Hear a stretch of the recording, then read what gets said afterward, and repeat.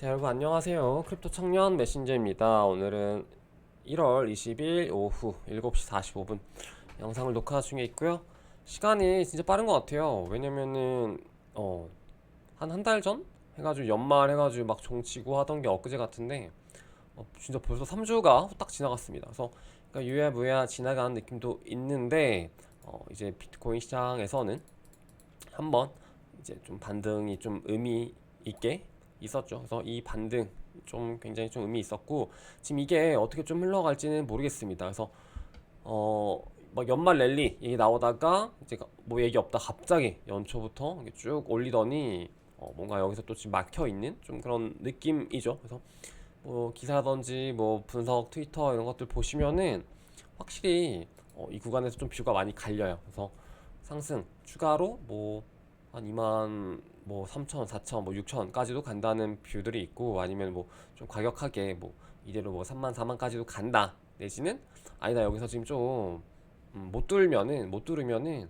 지금 뭐 이 암호화폐 자체 시장의 힘만으로는 한계가 있다. 그래서 뭔가 지금 아직도 이제 매크로 환경이 개선되지 않았기 때문에 여기에서 어, 고정하고 그 다음에 다시 좀 뭐 최저점 바닥 구간까지는 아니더라도 추가 좀 조정이 있을 것이다.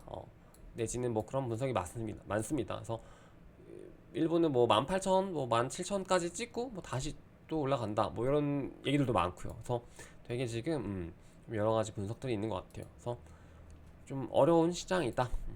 하지만 이제 우리는 암호화폐 시장을 놓고 보면은 좀 좋지 않은 뷰들도 많이 있죠 지금. 그러니까 뷰라기보다 이제 뉴스, 특히 이제 제네시스 관련 이슈가 이제 계속해서 있었고 연말부터 조금씩 있었죠.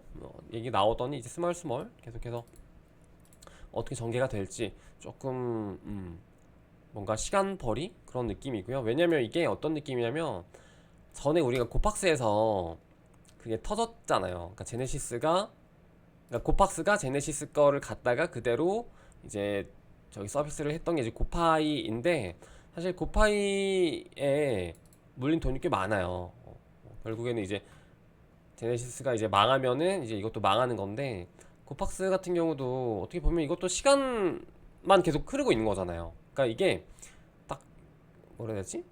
하락하고 뭔가 파산하고 뭔가 망하고 이런 게 딱 막혀 있는? 근데 여기서 이제 이게 탁 풀려가지고 진짜 막 이제 여기서 막 스노볼이 굴러간다. 그러면 진짜 시장이 좀 타격이 줄 수 있지 않을까? 좀 그런 생각까지도 이어지는데 아직까지는 고파이는 뭐 계속해서 제네시스랑 뭐 연락을 하고 있다. 뭐 우리는 뭐 하고 있다. 뭐 바이낸스가 이번에 뭐 인수 한 해 만에 뭐 이런 이슈도 있었고 그래서 계속해서 뭐 기다리고 있는 상황. 그러니까 이런 느낌으로다가 제네시스도 지금 계속해서 좀 시간 지체가 되고 있는 거죠. 그래서 이게 어쨌든 안 좋은 게 이제 탁 터지고 그게 실질적인 어떤 경제 자본 시장에 영향을 미친다고 하면 코인 시장에 이제 영향을 미친다고 하면 이제 그때부터 하락에 대한 이제 그 실질적인 그게 매도라든지 뭐 물량 압박 이런 게 나오는 건데 아직까지는 그런 단계는 아닙니다. 다만 이제 이게 뭐 터진다고 하면 좀 리스크가 생길 수가 있다라고 볼 수 있겠죠. 곱박스 같은 경우도 마찬가지죠. 이것도 아직까지 뭐 그냥 시간만 지나고 있고 이게 실제로 뭐 이제 못 갚는다, 실제 우리 망했다 뭐 한다고 하면 이제 곱박스도 뭐 정리되고 곱박스 안에 있는 뭐 자산들도 뭐 다 이제 뭐 시장으로 나오고 뭐 이동하고 막 이렇게 되는 거잖아요. 그러니까 그런 좀 관점에서 본다고 하면은 이런 게 어, 터지는 게 아직 아니에요. 아직 터진 게 아니다. 이제 터지는 그 순간이 좀 정말로 위험한 순간일 수 있다라고 볼 수 있겠고, 요 이슈도 있습니다. 그래서 뭐냐면은 이것도 한번 조금 짚고 넘어가야 될 것 같아요. 뭐냐면은 좀 좋지 않은 이슈긴 한데 바이낸스가 이제 작년부터 좀 계속 잡음이 있었죠. 하반기부터 그러다가 이제 FTX 망하고 파산 나고 막 그러다가 이제 12월 달에 정확하게 12월 달에 또 바이낸스 퍼드가 이제 막 퍼지면서 그때 이제 막 출금 러시 한번 진행됐었고, 그리고 뭐 건재하다, 우리 건재하다 괜찮다, 뭐 그 뭐야 무슨 머니트리인가 뭐 그거 하면서 자금 증명하고 막 이랬었는데, 이게 결국에는 또 어 제가 그냥 약간 좀 망상을 하자면은 다음 사이클이 오기 전까지 해서 좀 길죠. 그 긴 구간 사이에서 한번 바이낸스 이슈가 좀 안 좋게 한번 터질 수도 있겠다. 좀 그런 생각을 했어요. 그래서 바이낸스가 뭐 망한다 이것까지는 모르겠는데, 뭔가 이런 정부 개입 좀 더 얘기할 건데, 뭔가 정부 계속 개입도 이제 시작이 되고, 이게 이제 우리나라뿐만 아니라 뭔가 이제 미국 정부 재무부 이런 데서도 대놓고 막 이런 식으로 뭔가 저격을 하고 막 뭔가 그런 얘기들이 나온다라고 하면은 바이낸스가 좀 아무래도 좀 타격을 입지 않을까? 그러면서 이제 코인 시장에 전체적으로 이제 영향을 한번 딱 주고 다시 이제 재상승할 수 있는 그 타이밍이 또 나오지 않을까? 좀 그런 생각합니다. 그래서 이제 바닥이 찍히더라도, 그러니까 저번 사이클에서 바닥이 찍혔어도 다시금 코로나로, 코로나라는 약간 좀 예외 변수라고 해야 될까요? 바닥이 찍고 이제 올라가서도 막 다시 이렇게 뭐 조정이 있긴 했었습니다만, 다시 이렇게 막 올라가려고 하다가 뭔가 코로나 같은 좀 예외 변수가 한번 이렇게 나왔었잖아요. 그러니까 이런 것처럼 여기서도 이제 바닥이, 이번이 바닥 가능성이 충분히 있습니다. 근데 이제 만약에 또 찍히거나 뭐 한다고 했을 때 이렇게 가려고 하다가 뭔가 바이낸스 이슈가 이제 좀 터져서 한번 좀 이렇게 좀 꼬꾸라졌다가 다시 좀 갈 수 있는 그런 이벤트 격으로도 좀 잠재 위험이 있을 수 있다 라고 좀 보고 싶어요. 그래서 계속 뭔가 이런 기존 금융권, 뭔가 이런 기존에 이제 좀 힘이 있는, 그러니까 그 메인 스트릿에서 이제 주름 잡고 있는 그런 애들이, 이게 뭐 정부가 됐든 뭐가 됐든 이제 뭐 그런 애들이 점점 이렇게 뭔가 이쪽 시장에 돈이 된다는 거를 이번 기회에 많이 체감을 했죠. 그래서 그런 것들 좀 탐하려고 하는 그런 과정에서 바이낸스가 좀 타겟이 분명히 좀 될 수도 있겠다. 그런 뉘앙스가 좀 많이 보여요. 그래가지고 좀 얘기를 해본 거고, 요거 한번 볼까요? 비트코인 사이클을 이제 뭐 좀 기간별로 이렇게 나타낸 건데, 대략적으로 1160, 이번이 저번이랑 좀 되게 비슷했네요. 이 정도였고, 그리고 이렇게 있습니다. 그래서 조정 국면 같은 경우도 하락이 크게 오죠. 대신에 한 1년 조금 넘게 해서 오는데, 이번 구간에도 단순 딱 이 정도 지표로 보자면, 그러니까 이 기간 조정에 대한 사이클로만 보자면은, 기간 관점으로만 보자면은 똑같아요. 저번 사이클이랑 정확하게 뭐 비슷하죠. 대충 1000일 조금 넘게 상승했다가 대략 1년 정도 하락하는 딱 바닥 시점. 지금이 사실 바닥일 수 있다. 이런 기간 조정 관점에서만 보면은 이런 게 바닥일 수 있다. 근데 이제 이번 사이클에서는 확실히 좀 매크로 경제가 좀 더 이제 그 중심에 있기 때문에 이제 우리는 그걸 더 중심적으로 봐야 되긴 하지만, 이런 단순 좀 이런 사이클 과거 이런 분석으로 봤을 때는 확실히 지금 올라도 이상할 건 없다. 그러니까 지금 바닥에 찍혔어도 이상할 건 없다. 좀 그런 관점으로 보시면은 좋을 것 같아요. 그리고 요건 좀 말도 안 되는 분석이긴 한데 그냥 가져와 봤어요. 요거는 저도 전혀 공감을 하지 못합니다. 근데 이제 이 프로핏 블루라고 계속 그 숏을 외치는 숏쟁이가 있거든요. 근데 얘 같은 경우는 지금 이렇게 올랐잖아요. 근데 이게 이것도 뭐 말도 안 되는 것 같아요, 사실. 억지로 그린 것 같긴 한데, 약간 요런 헤드 앤 숄더 요거 그려지면서 이제 다시 하락을 할 것이다, 뭔가 이런 분석이 있었죠. 좀 뭔가 말도 안 되는 것 같고, 그러니까 여러분들 이제 이거 왜 가져왔냐면은, 뭔가 보실 때 내가 마음속으로 하락을 어 원하고 있지만, 뭔가 이렇게 말도 안 되는 그런 자료들을 가지고, 그래 역시 하락일 거야 막 이렇게 생각하지는 마시라 라는 차원에서 좀 가져와 봤어요. 그래서 저 같은 경우도 예전에는 약간 제가 뭔가 상승을 원하고 있다 그러면은 그냥 그 상승에 포커스를 맞춰서 이런 지표들 자료들을 계속 분석을 했거든요. 근데 그게 아니라 좀 더 객관적으로, 그러니까 제가 말씀드린 것처럼 이번이 바닥이 찍혔을 수도 있어요, 충분히. 좀 그런 관점으로 좀 양방을 가지고, 그러니까 저 같은 경우도 뭔가 하락을 하면 좀 더 좋겠죠. 지금 현금 비중이 높으니까. 근데 그래도 불구하고 충분히 이거는 바닥이 찍혔을 수 있다라는 좀 그런 관점에 대한 좀 반대 관점도 좀 열어두시고 그런 것들도 더 찾아보고 왜 이번이 바닥이 찍혔을 거라고 하는 걸까? 그런 분석들을 좀 찾아보고 그거에 대해서 뭔가 근거들이 있다고 하면은 그런 것들도 좀 수용하면서 시장을 바라보시면은 훨씬 더 투자하는 데 있어서 그 고집을 꺾을 수 있거든요. 그 고집 때문에 사실 저점에 못 살려다가 못 사고 또 고점에 팔려다가 못 파는 것 같은. 그래가지고 네, 일단 좀 말이 길었네요. 그리고 오늘 좀 중요한 이슈들이 많이 있어요. 그래서 바이낸스 같은 경우 보시면요, 음, 지금 맞아. 최근에 이것도 제가 말씀드려야겠다. 지금 바이낸스 보시면은 원래 여기 바이낸스 가시면은 내게 나오나? 가려져 있네요. 보시면은 여기에서 원래는 이게 그러니까 그 플렉시블로 해가지고 APR이요. 이제 1000달러 뭐 이상 되면은 뭐 거의 0. 몇 프로였거든요. 근데 이번에 얘네가 언제부터인지 모르겠죠. 아마 최근일 것 같아요. 제가 몇 번 봤었는데 최근일 것 같은데 지금 보시면 1000달러 이상을 여기다 넣어놔도 1.8%나 줘요. 어, 보이시나요? 바이낸스?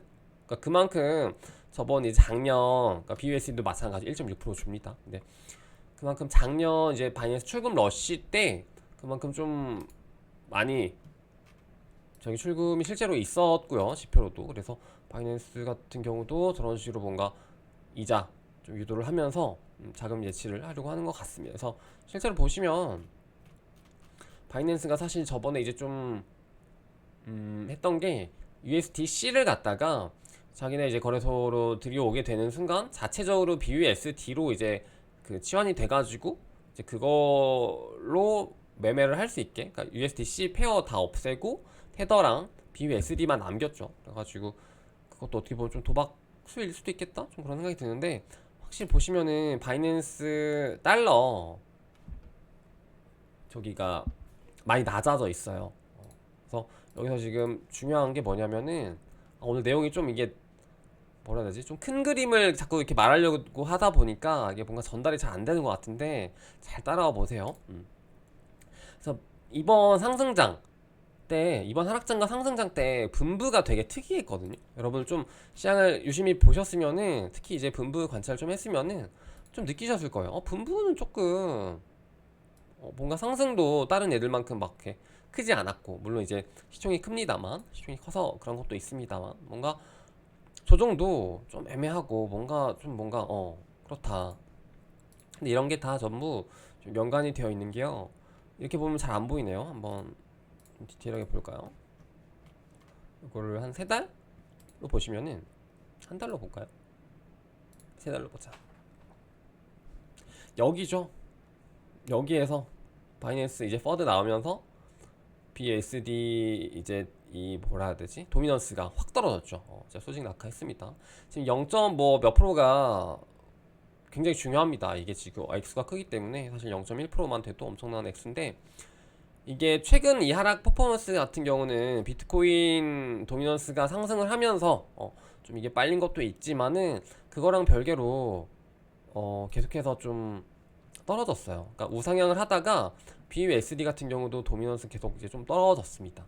그래서 오히려 이제 하락장 때 스테이블로 좀 갖고 있으려고 하는 그런 움직임들이 많이 있었던 거고 그리고 바이낸스 이제 퍼드 그러니까 이번 최근 뭐 반등장이랑 별개로 퍼드라든지 뭔가 그런 것들로 인해서 확실히 좀 바이낸스가 지금 조금 떨어졌어요. 그래가지고 실제로 이렇게 아까 보시면은 바이낸스 가서 보시면은 이자도 좀 많이 올렸습니다. 실제로. 그래서 1.8%연 1.8%면은 사실상 바이낸스 예치해두는 거 치고 안전하게 1.8%면은 뭐 나쁘지 않다. 좀 이렇게 받을 수 있을 것 같아요. 그래서 바이낸스에서 좀 그 현금 놓으시는 분들은 달러 놓으시는 분들은 그냥 여기다가 뭐 예치해 두셔도 되고요.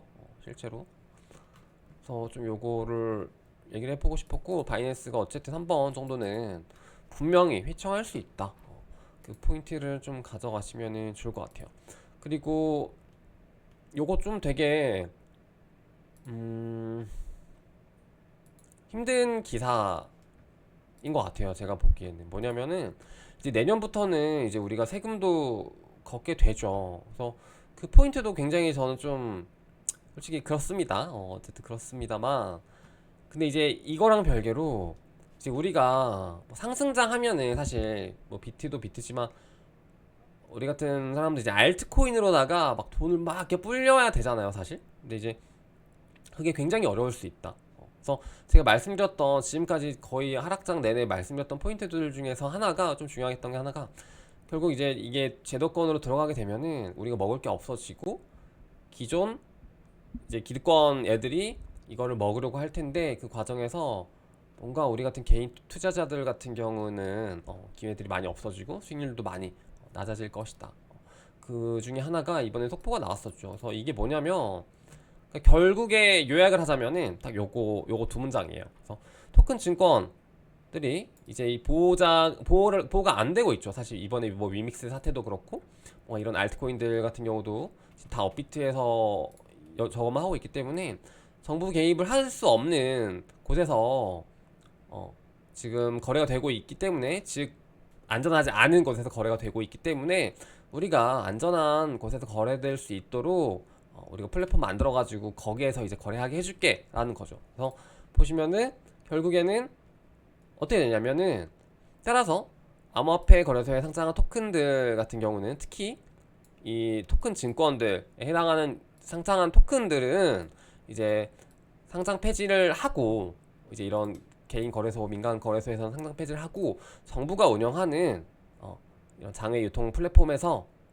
거래를 할 것이다 라고 합니다. 그래서 이게 뭐 어떻게 추후에 좀 뭔가 얘기 바뀌던지 아니면 어떻게 될지 모르겠습니다만은 이렇게 되면은 절대 못 올라요.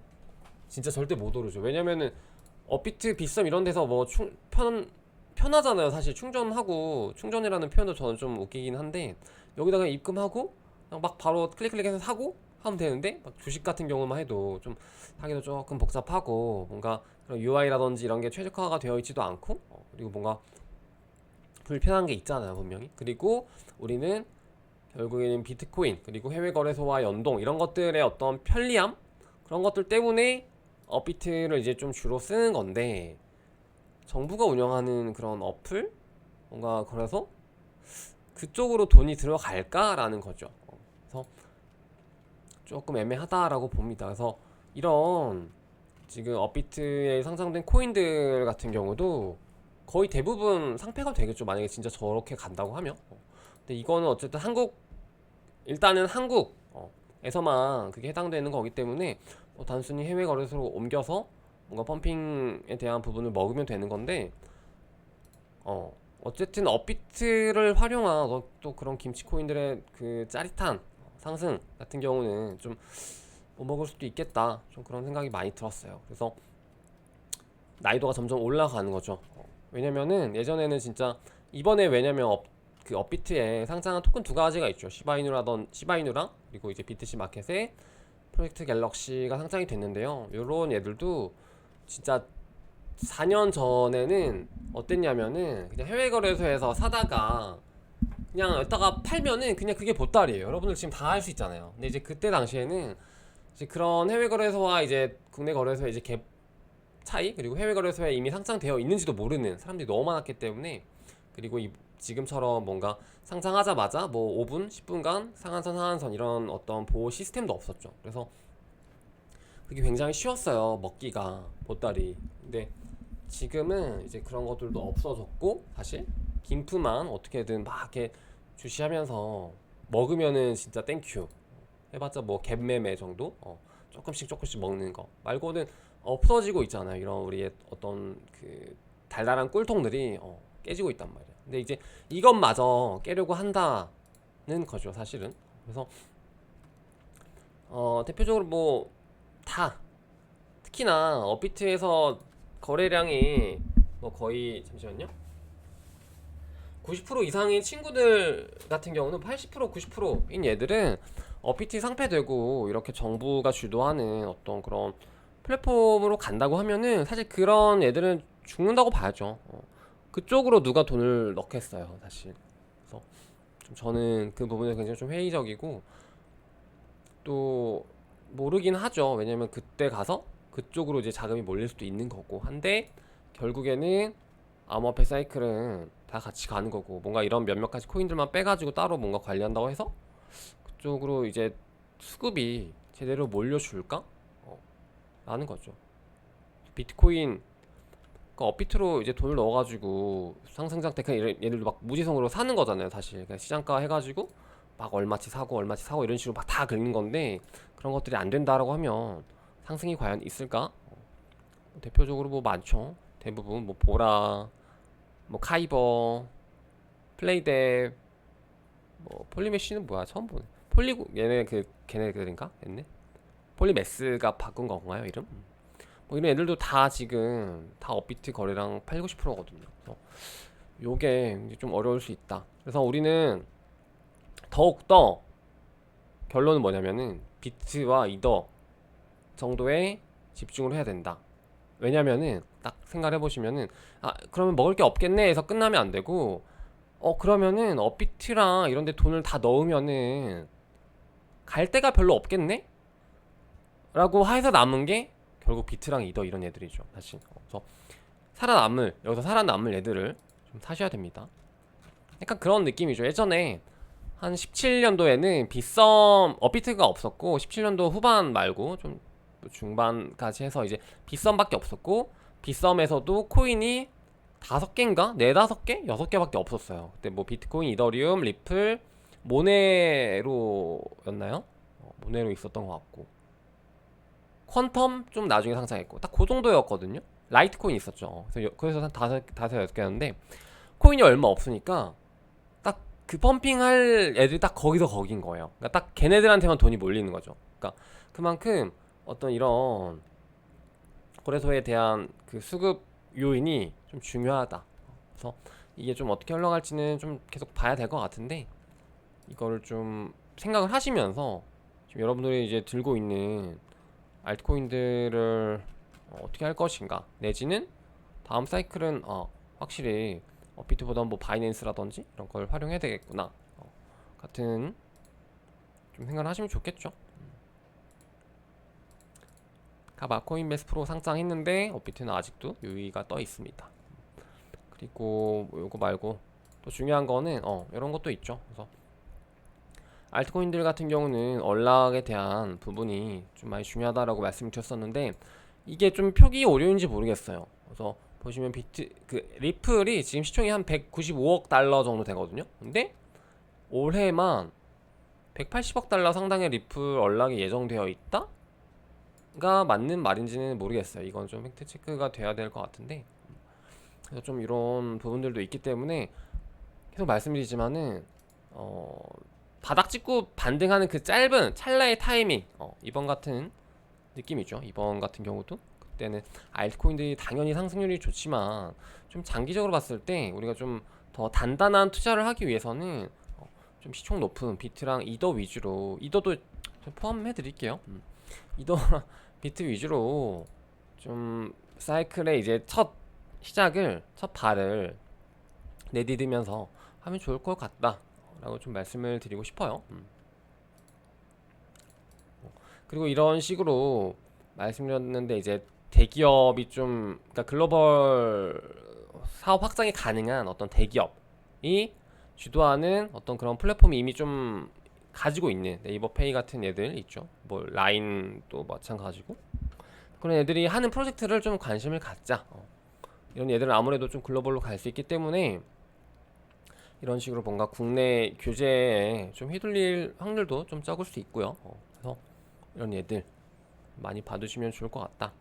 그리고 빅타임 같은 경우도 또 새로운 소식이 있었더라고요. 그래서 이번에 이제 뭐 코인을 타임 토큰을 갖다가 이제 타임 토큰이 포함된 그런 것들을 이제 미스터리 박스를 에어드랍을 해주는 어떤 그런 플레이 유도를 하더라고요. 그래서 참고하시면 좋을 것 같고 제가 최근에 이거 소개해드리려고 했었는데 제가 계속 까먹어가지고 오늘 드디어 가져왔는데요. 뭐냐면은 이거는 좀 코인 관련 내용은 아닌데 요거는 이제 약간 신용카드 테크거든요. 뭐냐면 이제 각 카드 계열사가 막 있잖아요. 뭐 국민 카드, 그러니까 은행이랑 별개로 국민 카드, 뭐 현대 카드, 삼성 카드, 뭐 신한 카드, 우리 카드, 롯데 카드, 뭐 BC 카드, 삼성 카드 했나요? 뭐 되게 많죠. 근데 이제 이런 카드들에서 발급을 하고 이벤트 이런 걸 해요. 그래서 보시면은 뭐 광고 아니고 이런 거 하면은 이렇게 얼마 이거 발급 받아가지고 뭐 한 20만 원 쓰면은 한 14만 원, 15만 원 정도 페이백을 해주거든요. 대신에 이제 이런 이 해당 카드를 사용한 전적이 없어야 된다. 라는 조건이 있긴 한데 굉장히 꿀이에요. 그래서 왜냐면은 뭐 한 카드 발급 비용 한 15,000원 내고 한 20만 원 쓰면은 한 21만, 22만 원이잖아요. 근데 거기에서 뭐 한 14만 원 페이백 해주니까 굉장히 큽니다. 그래서 요거 이제 조금 또 내가 너무 막 이런 좀 약간 좀 뽐거지 같은 저거를 하고 있는 건가 지금? 약간 순간 현타가 왔습니다. 네. 하여튼 이런 이벤트들이 있거든요. 제가 가끔씩 활용하는 건데 저도 재밌어가지고. 근데 이게 뭐 신용카드, 그럼 신용카드 많이 발급받으면 뭐 신용 문제 있는 거 아니에요? 하는데 제가 알아본 결과로는 그런 거 전혀 없고 연체가 됐을 때만 문제가 된다고 합니다. 그래서 만약에 발급 뭐 좀 용이하게 할 수 있는 분들 같은 경우는 카드사별로 이게 다 돼요. 그래가지고 이거를 다 먹으면은 그래도 뭐 우리가 이제 코인시장에서 에어드랍 한 50만 원 이상 되니까 하시면 좋을 것 같아요. 그래서 만약에 내가 이번에 뭐 가전제품을 하나 바꾸고 싶어, 뭐 냉장고를 바꾸고 싶어, 그래가지고 뭐한 3, 40만 원, 50만 원짜리 냉장고 있는데 요거 하나 발급받아가지고 사시면은 이제 13만 원, 14만 원은 페이백을 해주는 거니까. 그리고 나서 그거 나중에 받고 그다음에 카드 이제 그 해지하면 되는 거니까요. 그래서 요거 약간 좀 우리 채널이랑 안 맞았나? 그렇습니다. 그래서 요거 요런 거 뭐 네이버 페이도 있고요. 뭐 카카오 저기 뭐야 카카오뱅크? 거기 들어가시면 거기에도 있고 K뱅크 들어가시면 거기도 있고 굉장히 많습니다. 그래가지고 참고하셔서 해보시면은 좋을 것 같아요. 왜냐면 좀 그 뭐야 경기도 어렵고 하니까 이제 좀 10만 원, 20만 원 돈이라도 되면 얼마나 좋습니까? 오늘 요 정도 해보고 마무리 할 건데요. 또 설 연휴죠. 또 여러분 잘 이렇게 보내시고 좋은 시간, 맛있는 거 먹으면서 좋은 사람들과 좋은 시간 보내시기 바랍니다. 그래서 오늘 내용 준비한 내용 다 있나요? 네. 그래서 여기까지 보도록 할게요. 일단 그럼 여러분 안녕.